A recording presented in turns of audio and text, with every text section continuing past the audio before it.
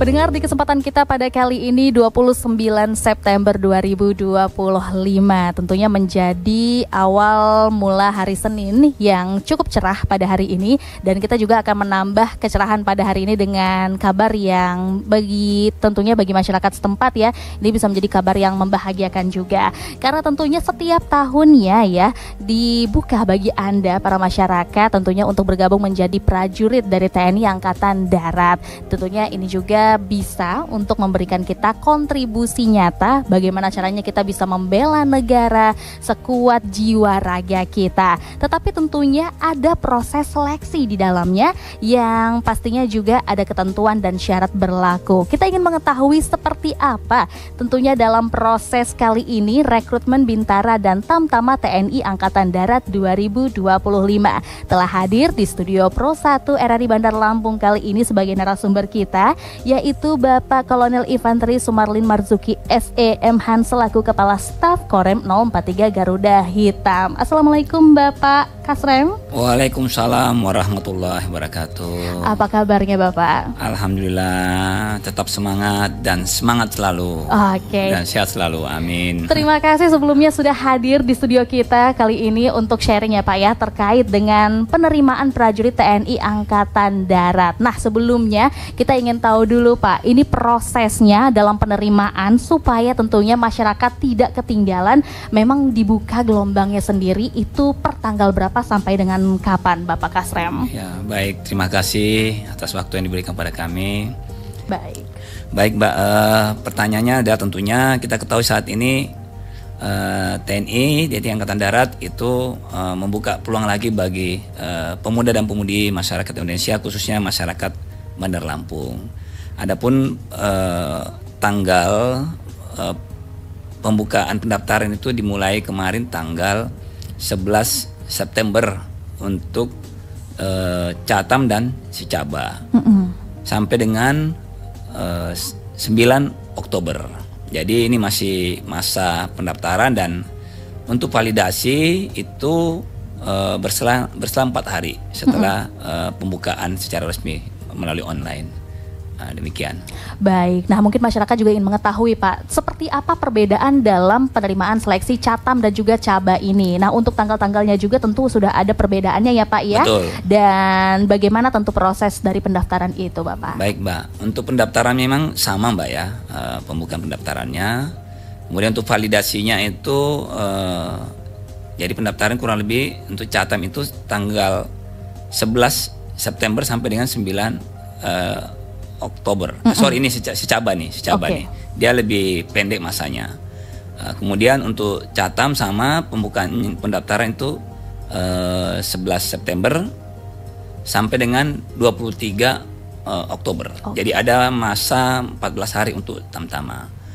Adapun perbedaannya secara prinsip sebetulnya tidak ada yang beda Mbak. Namun memang dari segi pertama adalah dari masing-masing pribadi yang memang saya pingin daftarnya Tamtama, saya pingin daftarnya Bintara. Nah itu biasanya faktor percaya diri biasanya itu.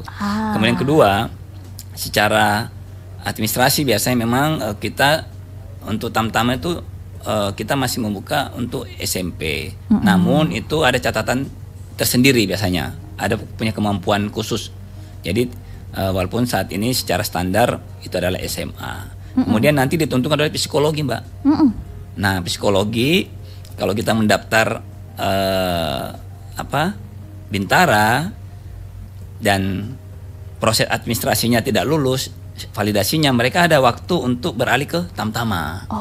Gitu. Jadi ruang itu tetap kita buka. Makanya ruang waktu Tamtama itu lebih panjang untuk proses pendaftaran sama validasinya. Demikian.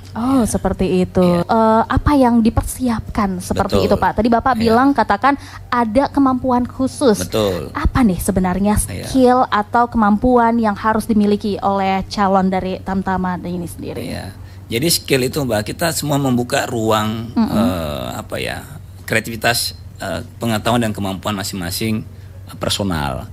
Misalnya teman-teman kita nih, adik-adik kita nih punya kemampuan IT, ya, kemudian punya kemampuan bela diri, kemudian punya kemampuan lainnya yang memang selama ini mereka cukup berprestasi gitu. Nah itu kita membuka ruang itu Mbak. Ya kita dan tentunya kita sangat bersyukur ya, sangat bangga bahwa adik-adik kita, pemuda-pemudi kita tuh punya kemampuan, punya talent yang cukup bagus dan ingin secara sukarela mendaftar menjadi prajurit TNI Angkatan Darat. Wah, nah, gitu. Ini menarik nih Pak. Biasanya kan kalau kita melihat prajurit, oke lah, kemampuan khususnya adalah bela diri, itu ya Pak ya. Tapi di era digital sekarang, Bapak tekankan tadi ada kemampuan IT juga. Kenapa nih kalau menurut Bapak sendiri harus ada kemampuan IT itu dan spesifiknya lebih ke apa nih Pak kemampuan IT yang dibutuhkan? Jadi dia, ya. Kita sangat berharap kalau memang adik-adik kita, pemuda-pemudi kita ini punya kemampuan-kemampuan yang memang di IT. Tentunya dari segi pertahanan ini sangat penting banget ya, sangat penting banget. Karena teknologi saat ini semuanya menggunakan IT, media, ya. Dan ini tidak bisa kita hindari. Dan ini harus kita kita tingkatkan ya. Jangan sampai dengan negara lain kita ketinggalan. Dan memang kita ketahui saat ini di media kita lihat beberapa negara ya, terjadi perang itu kan semuanya menggunakan IT ya gitu. Wah, tapi jangan sampai ketinggalan batas usia. Nah, ini ada persyaratan-persyaratan umum yang perlu menjadi pedoman untuk para teman-teman yang ingin mendaftarkan sebagai prajurit. Kalau dari segi usia Pak, itu harus di usia berapa? Nah, ini alhamdulillah Mbak, pimpinan kami TNI dan TNI Angkatan Darat, Kepolisian Angkatan Darat sudah mengevaluasi. Jadi usia minimal itu di 17 tahun 10 bulan itu minimal. Jadi lulus SMA ya Mbak ya. Nah untuk batas usianya yang tadinya 22 tahun ini alhamdulillah pimpinan kami Angkatan Darat mengevaluasi dan batas usianya direvisi ditambah menjadi 2 tahun sehingga 24 tahun. Nah ini tentunya peluang-peluang yang sangat bagus Mbak ya buat pemuda-pemudi kita nih ya. Nah selanjutnya Pak, batas usia sudah. Bagaimana dengan kondisi fisik, terutama tinggi badan Pak? Nah tinggi badan ini Mbak alhamdulillah juga yang tadinya kita 163 ini tentunya dari evaluasi pimpinan kami di atas, kemudian memberikan saran kepada pimpinan kami di Mabes ya Angkatan Darat. Kita kan tahu ya masyarakat Indonesia itu kan pada umumnya masih tidak seperti masyarakat Eropa gitu ya gitu. Jadi yang tadinya 163 itu sudah dirubah menjadi 158 Mbak. Lebih dimudahkan lagi Mbak. Luar biasa, lumayan banget ya Pak ya. Iya, betul. Dari 163 ke 158 biasanya nih udah yang wah harus ngejer banget nih. Nah ini setidaknya dengan 158 sudah bisa untuk ikut serta. Betul, Mbak. Iya. Oke, nah bagaimana dengan kondisi fisik lainnya Pak? Kalau tatoan boleh nggak Pak? Ya ini tatoan kan sampai saat ini sesuai aturan yang berlaku di ketentaraan itu sampai saat ini belum boleh. Nah, gitu. Ya, gitu. Ini tentunya menjadi pengingat ya buat teman-teman nih, adik-adik muda ya, yang pastinya jangan sampai gitu menyesal saat sudah ternyata aduh kayaknya mau keren-kerenan gitu ya. Tapi padahal punya cita-cita mau jadi prajurit. Jangan dicoba-coba tato-tatoan ya. Nah, kemudian untuk kondisi-kondisi lainnya Pak, misalnya nih tidak boleh ada luka-luka dikit atau ada jahitan atau seperti apa Pak? Ya, baik kalau dari aturan medisnya itu kan harus sehat jasmani ya dan rohani. Jadi memang ada standar yang sudah ditentukan oleh tim medis kami, terutama adalah penyakit-penyakit yang bersifat fatal atau bawaan ya, kayak seperti TBC, penyakit-penyakit yang di darah ya, jantung, mungkin di otak ya itu nanti punya aturan standar sendiri tim medis kami. Yang jelas aturan adalah sehat jasmani dan rohani. Walaupun nanti ada sedikit bekas luka, itu kan bukan cacat Mbak, itu masih batas toleransi gitu. Iya. Jadi masih ada batas-batas toleransi Betul. tertentu seperti itu ya Pak ya. Tapi yang memang sudah ada aturannya adalah tinggi badan yang pasti sudah terdata itu harus seberapa gitu ya. Tapi dari 163 sudah turun jadi 158. Kemudian juga dari batas usia juga sudah ada penambahan seperti itu ya Pak ya, dari 22 menjadi 24 tahun. Nah, selanjutnya Pak, apakah ada kebijakan lainnya yang diperbaharui pada tahun ini Pak? Kebijakan secara ini tidak ya, cuma memang ruang rekrutmen ini kita dibuka betul oleh pemerintah, dalam hal ini Angkatan Darat. Jadi biasanya untuk Bintara itu hanya sekali dalam setahun, ini bisa 2 kali Mbak. Nah ini masuk gelombang kedua yang event ini, momen ini. Kemudian untuk Cata atau Tamtama itu yang tadinya cuma 2 gelombang dalam setahun, ini bisa 3 kali. Jadi semua nambah sekali. Dan tentunya alokasi rekrutmennya juga ditambah. Ya itu ditambah ya, karena memang kita saat ini jumlah personil kita memang termasuk ketinggalan Mbak dibanding tentara-tentara dari luar negeri ya, khususnya di kawasan Asia maupun Asia Tenggara gitu. Jadi kita termasuk cukup belum tidak terlalu ini Mbak jumlahnya gitu. Secara jumlah itu yang menjadi alasan kenapa akhirnya dibuka cukup sering dan besar ya Pak ya. Betul. Tentunya ini kesempatan yang jangan sampai alasan dilewatkan. Baik, nah selanjutnya jangan sampai terlewatkan, ini yang paling penting adalah tahapan-tahapan dalam pendaftaran. Yang pertama Pak, administrasi. Ini kita harus siapkan dan mulai dari kapan Pak? Ya itu tadi ya, terima kasih ya.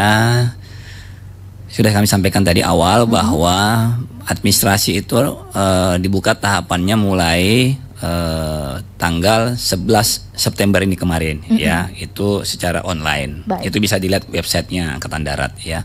Itu kan bisa melalui Korem, kemudian bisa juga melalui Kodim ya. Kalau misalnya lokasi teman-teman adik-adik kita nih jauh dari Korem, misalnya di kabupaten mana di Lampung Barat, itu bisa ke Kodim terdekat atau Koramil terdekat.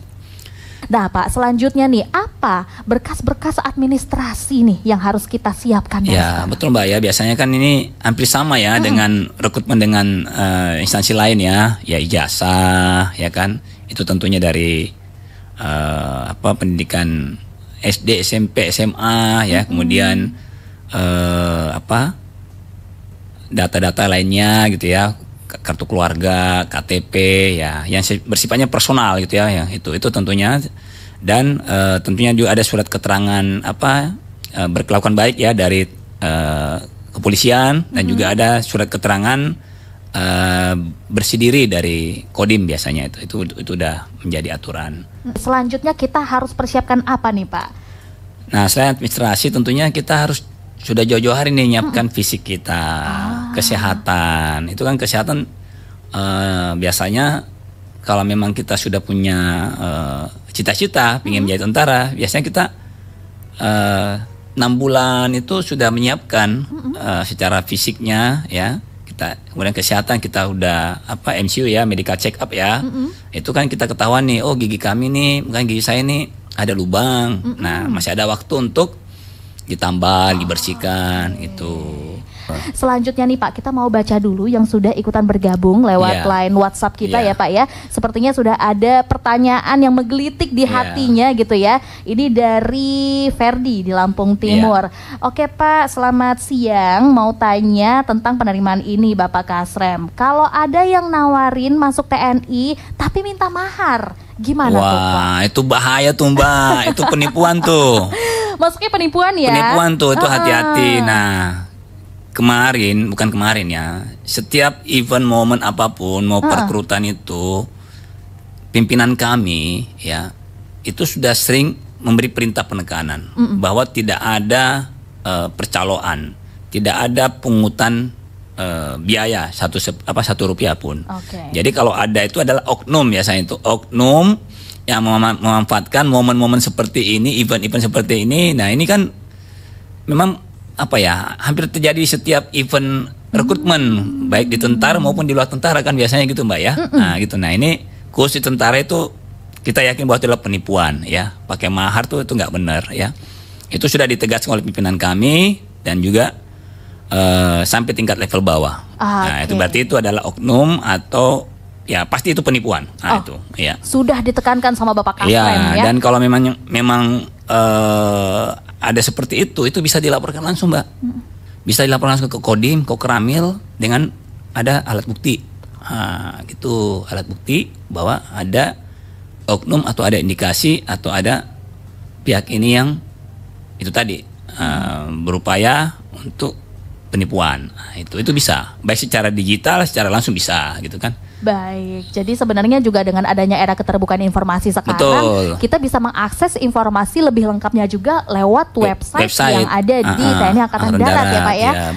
Ada tentunya di ad.recruitment-tni.mil.id. Di situ juga tentunya ada tertera lengkap bagaimana tahapan dalam pembukaannya. Jadi disampaikan juga bahwasannya tidak ada percaloan ya Pak. Tidak ada nih. Kalau boleh saya sebut nih nama untuk nomor ini ya, nomor pengaduannya melalui WhatsApp ya. Mungkin saya coba ini saya sebutkannya nomor apa? HP-nya, nomor WhatsApp-nya ya. Bila mana ada oknum atau percaloan, ini bisa langsung WA ke nomor WhatsApp 08 13 10 50 074. Saya ulangi 08 13 10 50 074. Ini khusus untuk pengaduan ya, untuk biar kita bisa menerima aduan atau saran masukan dari saudara-saudara kita. Baik, jadi memang sudah ada keterbukaan yang dibuat di sini, yang tentunya juga bisa untuk kita laporkan jika ada penyalahgunaan yang dilakukan. Bisa diakses itu tadi tentunya. Nah, kali ini tentunya kita juga membuka line telepon untuk Anda pendengar yang ingin menghubungi ya lewat 0721269720. Nah, kali ini juga masih terkait dengan penerimaan prajurit TNI Angkatan Darat. Selanjutnya nih tentunya yang harus kita persiapkan juga ya, kita ingin tahu tentang proses-proses seleksinya, yaitu ada juga setelah dari jasmani dan psikologi ada keswa, kemudian ada litpers dan juga pantukhir. Boleh Pak dijelaskan seperti apa tahapannya? Jadi ya betul Mbak, ini kan keswa ini kan bagian daripada kesehatan. Nah, jadi maksud dia, tapi dia berdiri sendiri untuk tesnya.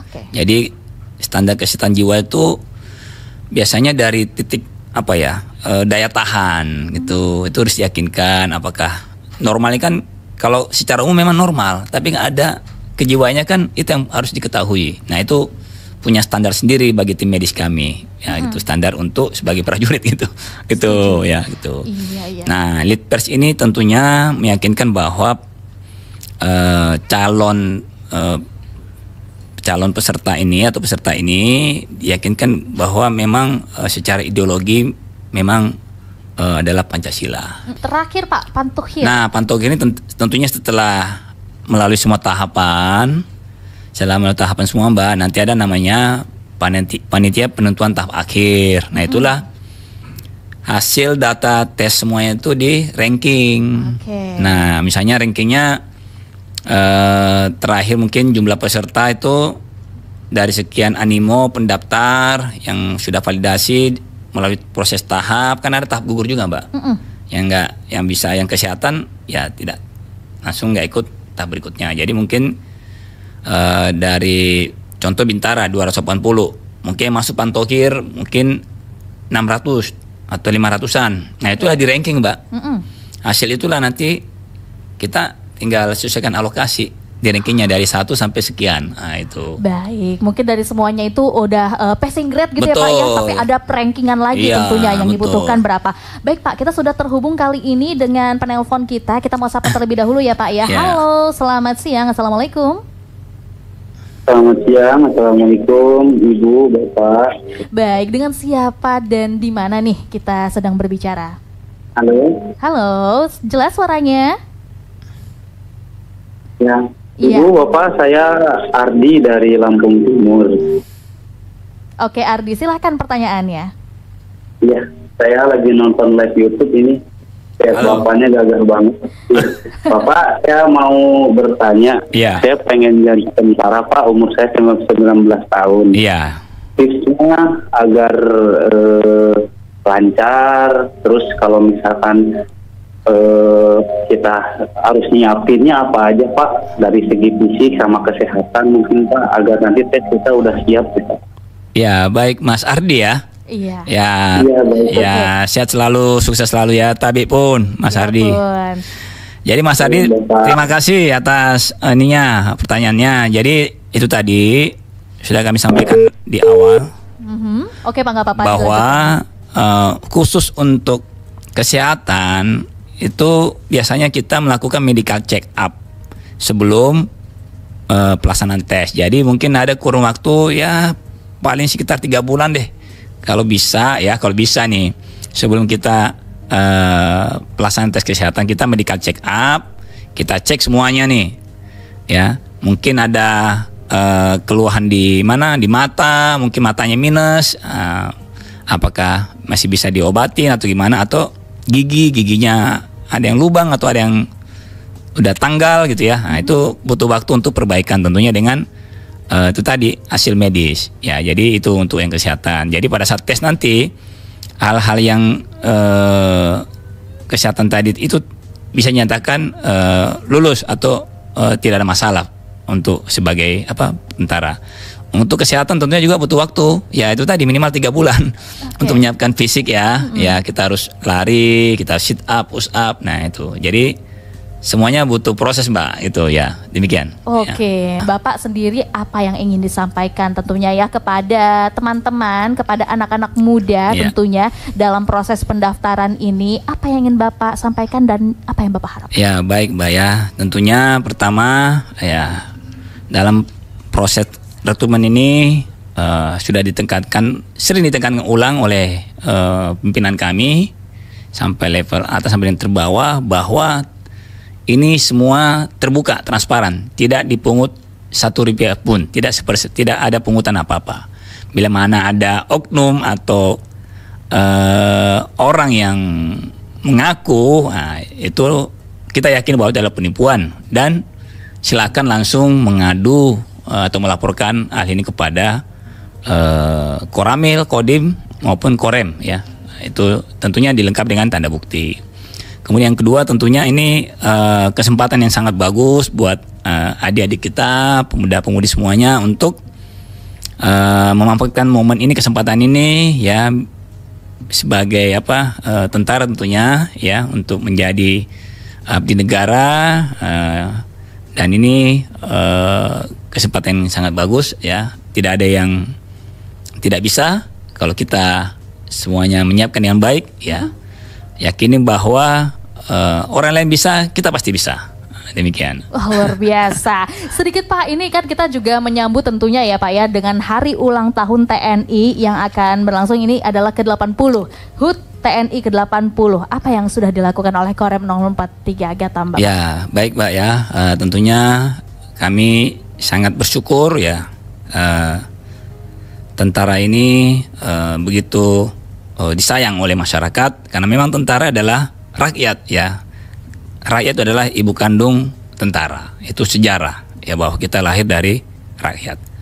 Kemudian tentunya momen yang 80 tahun ini itu tentunya kita jadikan sebagai bahan evaluasi, koreksi bagi ketentaraan ini ya. Hal yang tidak baik tentunya kita perbaiki dan kita hilangkan ya. Kalau hal yang sudah bagus kita pelihara dan kita tingkatkan. Kemudian hal yang kita sudah lakukan tentunya ada beberapa kegiatan-kegiatan bakti sosial ya, rehab rumah tidak layak huni yang ada di sekitar kodim-kodim di wilayah kabupaten-kabupaten itu kita bekerja sama dengan Pemda, Pemprov masing-masing ya di kodim masing-masing. Kemudian bakti sosial, karya bakti ya, pemeriksaan kesehatan ya ini juga sudah kita lakukan ya. Tentunya nanti itu bagian daripada bahwa kita ini adalah bagian daripada rakyat. Kemudian untuk momen 5 Oktober tentunya kita akan laksanakan upacara secara tersebar yang mana momen untuk yang di Jakarta itu disebutkan dilaksanakan di Monas. Nah, di Kodam juga dilaksanakan. Tentunya ini momen untuk itu tadi bahwa kita lahir dari rakyat. Nah, jadi kita harus bersama-sama dengan rakyat. Nah, demikian. Terima kasih banyak Bapak Kastrem, Korem 043 Garuda Hitam, Bapak Kolonel Infanteri Sumarlin Marzuki SM Han untuk sharing hari ini Pak terkait dengan rekrutmen Bintara dan Tamtama TNI Angkatan Darat 2025. Semoga tentunya kita mampu menjaring dari anak-anak muda bangsa yang siap menjadi prajurit negara kita untuk menjaga bela negara tentunya dari negara kita dengan segenap jiwa raga. Amin. Sehat selalu Bapak Kastrem. Sehat selalu. Terima kasih banyak. Semangat. Oke.